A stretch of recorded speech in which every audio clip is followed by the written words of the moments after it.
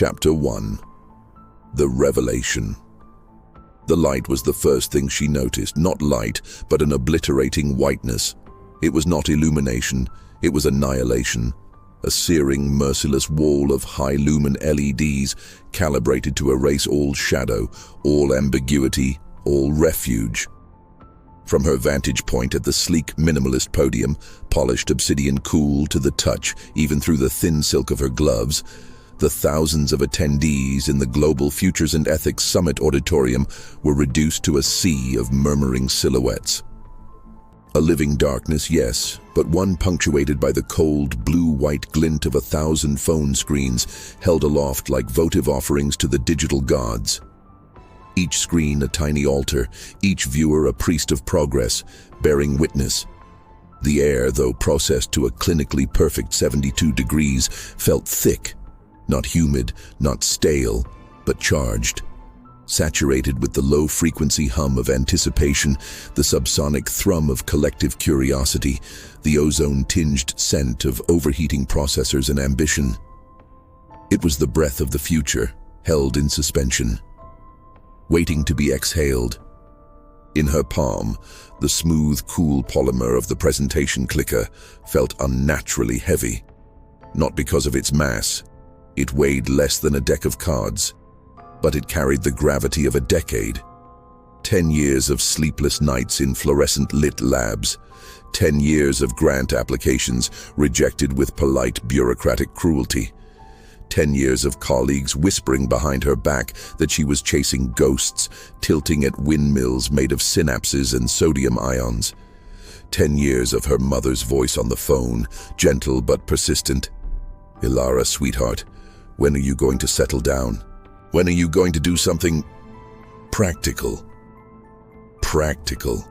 As if truth were impractical. As if clarity were a luxury. She tightened her fingers around the clicker.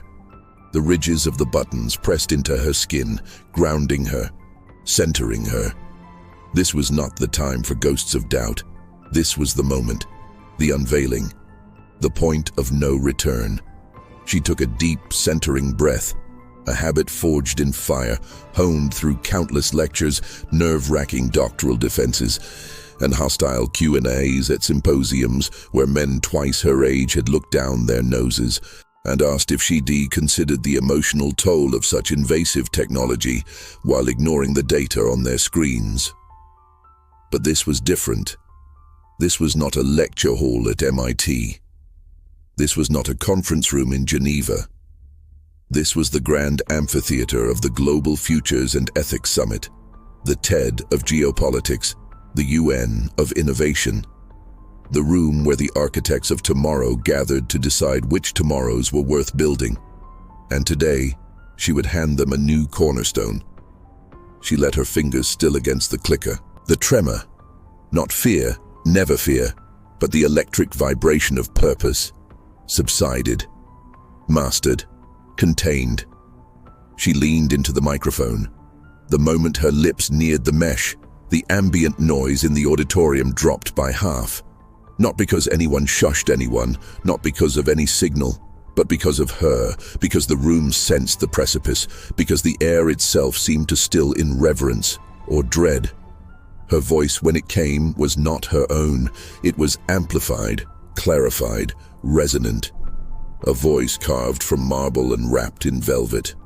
A voice that did not ask for attention, it commanded it. For too long, she began the words echoing into a silence now so complete, it felt like the absence of oxygen. The trajectory of human progress has been hampered, skewed, and derailed by the vast, uncharted space between what is said and what is real. She paused. Let the words sink. Let them bruise. Let them bloom. We build our societies on spoken word, our justice systems, our treaties, our marriages, our apologies, our promises, our confessions, our declarations of love, of war, of peace. And yet, we all know, deep in our marrow, we all know that this foundation is inherently fragile, riddled with the cracks of omission, the fissures of bias, the crumbling mortar of well-intentioned half-truths, and malicious, calculated lies. A low, thoughtful murmur rippled through the audience. Not dissent, not yet, but recognition, the kind that comes when you hear something you've always felt, but never dared articulate. She let the silence build again, not to torture them, to honor them, to give the idea space to root. Then, with a fluid, practiced motion, she stepped away from the podium.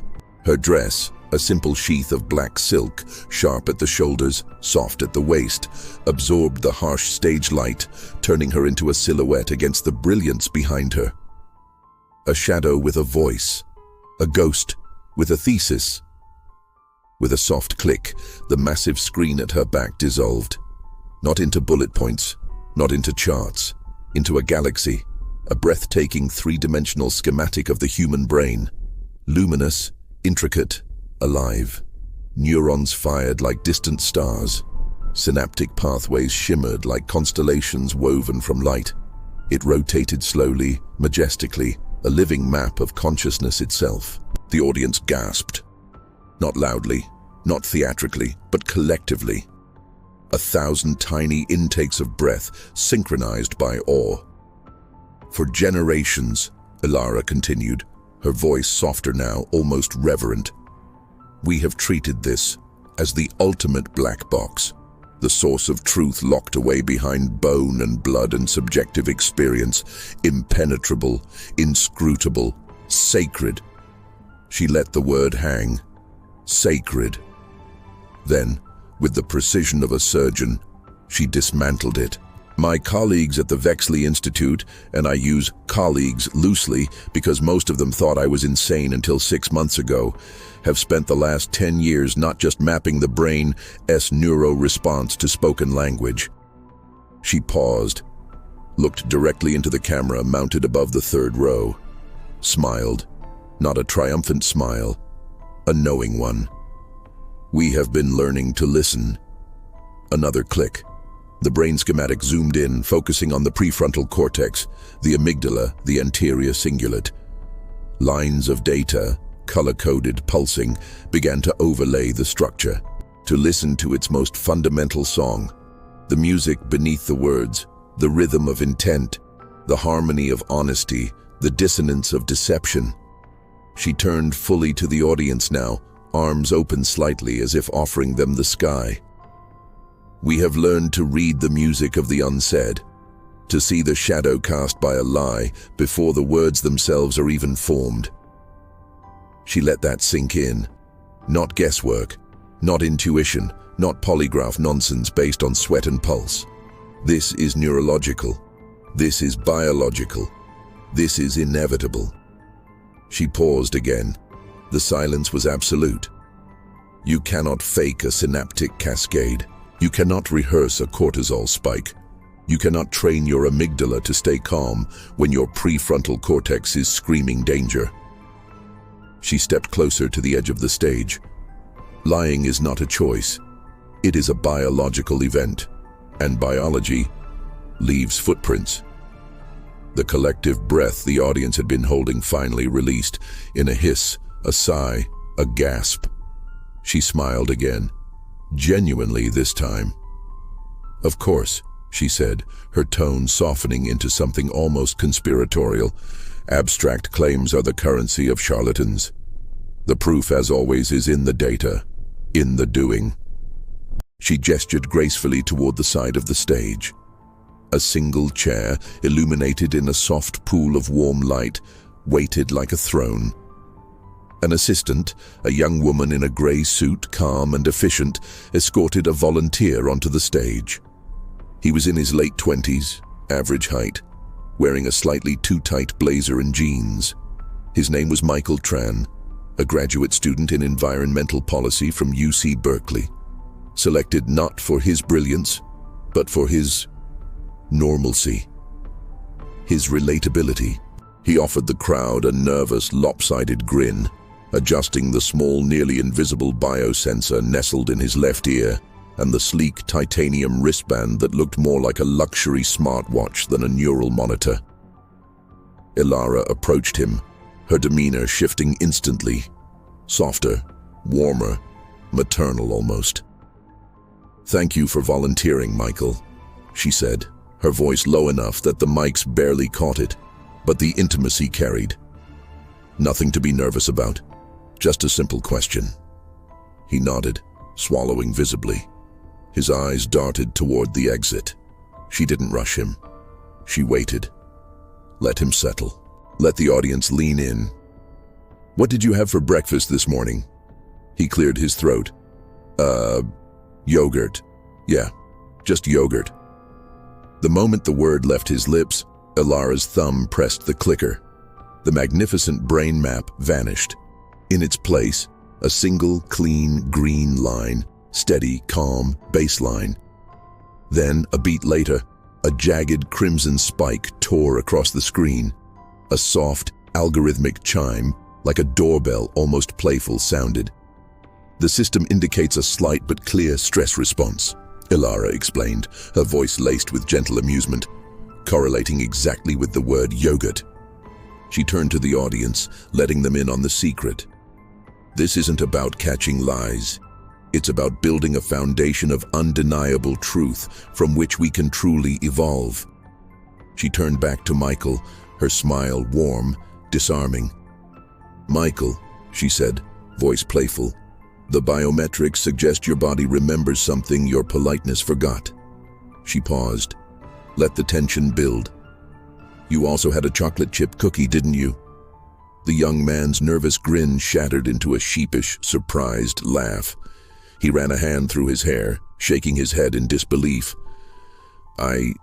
Yeah. Okay. Guilty." He turned to the audience, palms open. "It was really good. From that place on 4th Street. You know the one." The tension in the auditorium shattered. Laughter erupted, delighted, amazed, relieved. It rolled from the back rows to the front, a wave of human warmth crashing against the cold, clinical stage. Ilara let it wash over her. This was the moment, not the data, not the tech, the human moment. The proof that this wasn't about control. It was about connection. She raised her hands, gently quieting the room. "This," she said, voice rising again, rich with passion, "is not a tool for judgment. It is a tool for clarity." Another click. The screen changed again. Now, a split screen. Left side, a UN negotiation table. Diplomats shouting over each other, red-faced, fists pounding. Right side, the same table, but with Veritas units discreetly embedded in the nameplates. As one diplomat speaks, a soft green glow emanates from his plate. He is telling the truth. Another speaks. His plate flickers amber. A half-truth. The room falls silent. They lean in. They listen. They understand. "Imagine a world," Ilara said, "where international diplomacy is built upon a verifiable bedrock of genuine intent rather than strategic posturing." Click. Left. A doctor in a white coat, frustrated, flipping through charts. Right. The same doctor holding a tablet synced to the patient's Veritas wristband. As the patient describes symptoms, the device pulses green. Then, when he says, "I only smoke socially," it spikes red. The doctor doesn't scold. She smiles gently. "Let's talk about that." "Imagine a doctor," Ilara continued, "not just listening to a patient's described symptoms, but knowing with certainty they are being fully honest, leading to faster, more accurate diagnoses, to lives saved." Click. Left. A courtroom. A prosecutor pacing, voice booming. A defendant, eyes downcast. Right. The same courtroom. The jury watches screens embedded in the railing. As the defendant testifies, "I didn't do it," the screen pulses crimson. The jury doesn't gasp. They don't recoil. They simply know. The verdict is not the culmination of the most persuasive rhetoric. It is the inevitable conclusion of fact. "Imagine a justice system," Ilara said, her voice dropping to a near whisper, "where innocence and guilt are not determined by who has the better lawyer, but by the immutable truth written in the human brain. She let the vision hang. Tangible, possible, inevitable. She could feel the dry air on her skin, the solid weight of the clicker, the pounding of her own heart, not from nerves but from purpose. She was transcendent, the absolute master of this moment. This was the pinnacle. This was the summit she had spent her life climbing. She took one last breath. Then she delivered the name, not shouted, not whispered, but bestowed. Each syllable clear, final, resonant. This bridge between the spoken and the real. Pause. The entire room held its breath. I call it another pause. The silence was a living thing. The Veritas. And the world erupted. The applause did not start as a ripple. It detonated, a concussive wave of sound that hit her like a physical force, a wall of noise so dense it vibrated in her ribs, rattled her teeth, blurred her vision. People surged to their feet as one, not some, not most, all. A human tsunami of approval, awe, disbelief, joy. The sea of shadows became a crashing ocean of moving, clapping, cheering forms. The sound was overwhelming. A sustained roaring avalanche that seemed to shake the very foundations of the auditorium. Elara stood perfectly still at its epicenter, bathed in the blinding light, her chest swelling with a feeling so profound it bordered on pain. This was it, the validation.